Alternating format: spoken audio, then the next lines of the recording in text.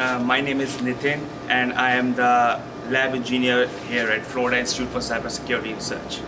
So I think you guys now are already a bit familiar with the scanning electron microscope.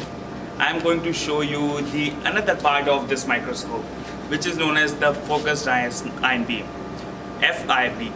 So what exactly is focused ion beam? So if I will try to explain it to you in layman's language, if you want to dig a hole in the ground, you have to remove the sand from the top of it, right?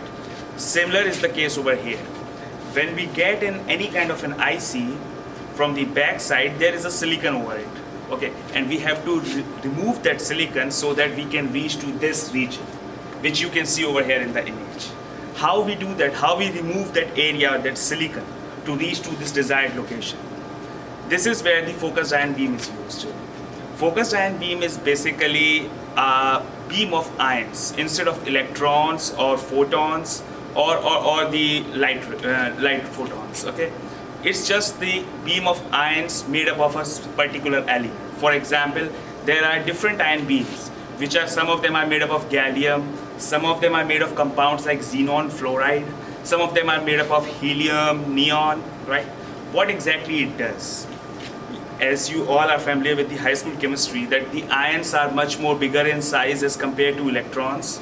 So instead of the electron beam, if I am going to put the ion beam from this top over the surface, what it's going to do is, as they are bigger ions, they are pretty much heavier, they hit the surface of the sample and they just remove the atoms from there. Like the way we did that, if I hit a ball, okay, with another ball, it will remove that previous ball from its location. That's what exactly is happening over here. When the ion beam is coming over the sample surface, it's removing the atoms from there, and this is how we remove the material from the surface. Now, this can be used in various different applications. I just gave you the simple idea that how we can just remove the samples area, like for the which is made up of silicon. But we can use it for different other purposes. For example, if I have to go deep down at a particular location in my IC and look only at a particular feature, and for example, if I have to just remove that feature from that area and see that how my chip will behave after that, okay? So it's basically, this is what focused ion beam can also do. It can go to a particular location and remove very small tiny features, which we call in our language as editing. So basically we are editing the circuit of an IC, okay? So this is what focused ion beam do. So this instrument has both the things, the scanning electron microscope as well as focused ion beam. So the one thing removes the material and another thing takes the image.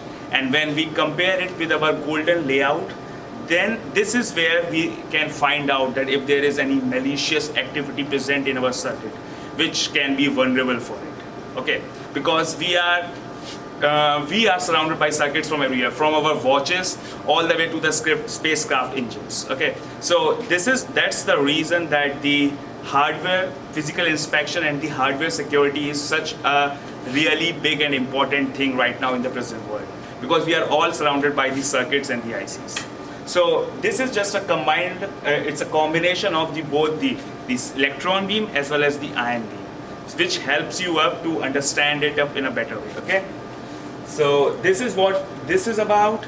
Now I'm going to show you that sometimes what happens, that these ions which I am using to remove a particular structure, or I should say, or I am going to remove a material from a very small location, sometimes that location is much more smaller than their capability.